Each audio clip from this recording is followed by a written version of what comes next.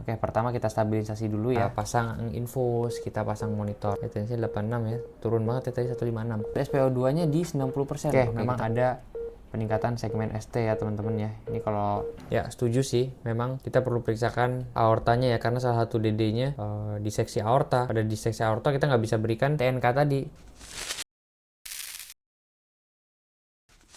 Oke, assalamualaikum teman-teman semua, selamat datang di Lab Hatta. Jadi kita akan main lagi full code medical stimulation. Jadi di video kali ini kasusnya adalah pasien 57 tahun datang dengan keluhan nyeri dada bagian tengah. Sudah lama beberapa jam terakhir saat dia sedang berjalan di taman. Saat datang tensinya di 156/99, heart rate-nya di 85, frekuensi nafasnya 12 dan saturasinya 99. Udah diberikan nitrogliserin sublingual saat dimobilisasi ke rumah sakit, tapi tidak ada perbaikan. Oke, pertama kita stabilisasi dulu ya. Kita pasang infus, kita pasang monitor. Oke, dari monitor tensinya 86 ya, turun banget ya tadi 156. Habis itu SPO2-nya di 90%. Oke, kita kasih oksigen dulu. Kita coba dengan pakai nasal kanul, apakah membaik? Oke, membaik. Tapi masih diangkain ya 92, 93. Kita ganti jadi NRM deh, boleh. Oke, pasiennya ini ya, emang ada riwayat diabetes, hipertensi, hiperlipidemia, dan obesitas. Wah, lengkap ya. Komorbidnya lengkap pasien ini. Membuat obatan rutinnya, oke. Perokok juga, oke. Minum alkohol juga, oke. Oke, ya kita tanyakan juga mengenai kardiovaskular, respiratori, dan juga keluhan keluhan mual muntahnya. Oke. Jadi pada kasus-kasus gini nyeri dada penyebabnya bisa banyak ya. Bisa karena ada serangan jantung, bisa karena di aortanya ada diseksi aorta, tapi biasanya nyerinya dia khas seperti dirobek ya. Oke, kalau ini kan dia ada tightness ya, atau nyeri seperti diinjak. Nah, ini biasanya pada pasien-pasien yang serangan jantung. Oke, kita periksa airway, breathing, circulation. Kita periksakan juga lehernya ada naik, JVP-nya ada naik apa enggak. Kardiovaskular, pulmoner kita periksa. Oke, tachycardia, ada rongki ya, bilateral. Ada rongki di lapang paru bilateral ya, paru kanan dan kiri. Oke, abdomen juga boleh kita periksa ya, karena keluhan-keluhan pencernaan, kayak misalkan dispepsia, GERD ya, mungkin bisa juga ada keluhan nyeri di dada ya, tapi nggak separah ini pasiennya ya. Jadi harusnya untuk keluhan di abdomen tuh nggak terlalu jadi diagnosis yang mungkin pada kasus kita ini. Teman-teman, sekarang kita lakukan pemeriksaan ya, karena tadi kita ada kecurigaan ini jangan-jangan serangan jantung. Kita periksakan EKG-nya. Habis itu juga bisa kita periksakan untuk chest X-ray ya. Oke, memang ada peningkatan segmen ST ya teman-teman ya. Ini kalau harusnya ST-nya nggak ada meningkat nih, kayak gini kan nggak meningkat ya. Tapi di sini di lead V2 dan juga V3 ST-nya meningkat. Ya, ada ST elevasi. Di lead 1 juga dia ada ST elevasi nih. Di V2, V3 dan di lead 1. Oke, ini diagnosisnya STEMI ya, ST elevasi, myocardial infarct. Selanjutnya kita stabilkan dulu pasiennya ya. Pertama dia ada shock ya, shock kardiogenik, mungkin karena STEMI ya, karena STEMI-nya dia menyebabkan shock kardiogenik ya. Tekanan darahnya sampai turun di 73/38. Aliran darah ke perifernya juga nggak terlalu bagus ya. Slow capillary refill, steady peripheral pulse. Oke.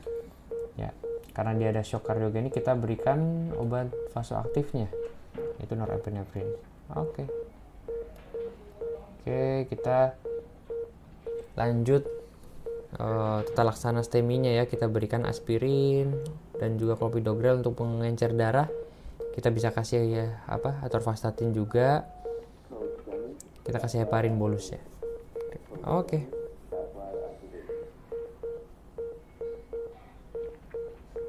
Oke, selanjutnya kita konsul ke kardiologinya untuk dilakukan PCI.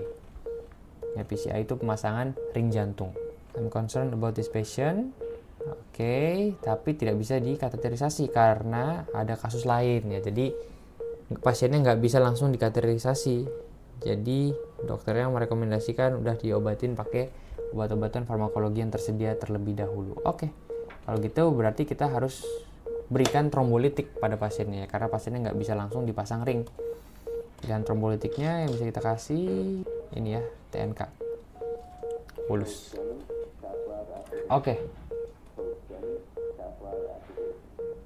Ya, nyerinya sudah sangat membaik. Oke, sip. Ya, ini hasil chest X-ray-nya. Jadi kita bisa ngeliat di chest X-ray-nya dia ada pulmonary edema ya, bilateral, karena ada gambaran bedwing appearance. Ya, dia ada alveolus ini dia terisi cairan. Nah, ini sebenarnya fungsinya apa kita lakukan chest X-ray? Karena nyeri dada itu kan nggak selalu karena ini ya serangan jantung ya. Dia bisa ada diseksi aorta. Kalau dia ada diseksi aorta, mediastinumnya dia bakal melebar. Nah, itu salah satu fungsinya kita lakukan pemeriksaan chest X-ray. Oke, untuk mengeliminasi diagnosis banding. Habis itu bisa juga mungkin dia ada efusi jantung gitu ya, bisa kelihatan juga nih dari chest X-ray-nya. Oke, dari EKG juga bisa kelihatan. Oke, setelah kita kita berikan TNK tadi sebagai trombolitik, kita kita periksakan EKG-nya lagi. Ya, apakah EKG-nya ada perubahan atau enggak? Kita lihat ternyata EKG-nya jauh berubah ya. Yang tadinya ada ST elevasi di V2, V3, ini udah enggak ya, udah ini lagi udah sejajar lagi, di 1 juga udah hilang. Oke, lanjut kita konsul lagi. Nice work, aku rasa kamu sudah sukses untuk melakukan trombolisis. Ya, kamu bisa admit pasiennya lalu direncanakan untuk PCI ASAP. Oh iya, sebenarnya ini lupa ya, harusnya kita periksakan juga buat troponinnya ya, troponin. Tapi ini baru berapa jam ya? Ya harusnya peningkatan belum terlalu tinggi ya. Terus kita periksakan juga, ya sebenarnya harusnya diperiksakan. Ya dia ada sakit ginjal tadi kan ya, diabetes ya, kita bisa periksakan juga gulanya gimana ya kan. Habis itu kita periksakan juga harusnya sebelum masuk heparin dan juga trombolitik, kita periksakan juga buat PT dan APTT-nya ya, buat nilai ya koagulasi penalnya seperti apa. Nah, kita periksakan juga bagusnya pro BNP, karena tadi kan pasiennya udah ada rongki tuh, udah paru-parunya udah ada edem ya, udah basah, udah kerendam.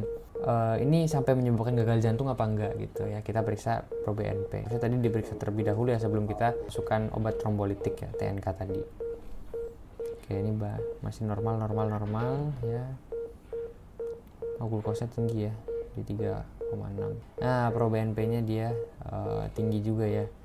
Ini pasiennya sudah gagal jantung. Ya kelihatan tadi tensinya juga sebenarnya udah sampai shock begitu, pasti ada masalah kardiogenik ya, ada shock kardiogenik.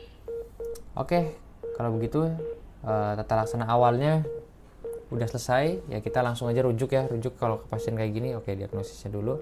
Diagnosisnya myocardial infarct, STEMI nggak ada ya, adanya ini ya. Oke, kalau kayak gini kita rujuknya ke ICU ya, nggak boleh kita taruh di kamar biasa. Oke, kita hands off, finish. Oke ya, apa yang kurang? Stabilisasi, apa yang kurang? Oke, pasang second IV, setuju. Pasien-pasien gini pasti perlu multiple IV access point. Oke, diinvestigasi apa yang kurang. Oke ya, ultrasound aorta ya, setuju sih, memang kita perlu periksakan aortanya ya, karena salah satu DD-nya adalah diseksi aorta. Pada diseksi aorta kita nggak bisa berikan TNK tadi karena ini kan pendarahannya, justru ketika diberikan TNK pendarahannya malah tidak terkontrol. Setuju ya, kalau bisa dilakukan ultrasound aortanya baiknya diperiksakan ultrasound. Tapi sebenarnya udah terlihat ya dari chest X-ray-nya juga mediastinumnya tidak melebar, tidak ada ya kemungkinan besar tidak ada diseksi aorta. Oke, setuju, tapi bisa dilakukan pemeriksaan ultrasound. Lalu ultrasound kardiak ya, perikardial, efusi ya. Oke, sebenarnya dari X-ray juga tadi udah kelihatan ya, kalau misalkan ada efusi di perikardialnya harusnya jantungnya kelihatan membesar tuh, kayak water bottle. Ada namanya water bottle sign. Nah, itu tanda dari perikardial efusi. Tapi kalau bisa di ultrasound juga lebih bagus. Setuju. Lalu paru untuk mendiagnosis pulmonary edema. Oke, dari X-ray juga tadi udah kelihatan sebenarnya. Ya, wajib diperiksakan ya harusnya ya. sebelum prosedur kateterisasi atau jantung atau apa namanya, atau pembedahan. Untuk kemungkinan kalau mau ada transfusi. Oke, setuju.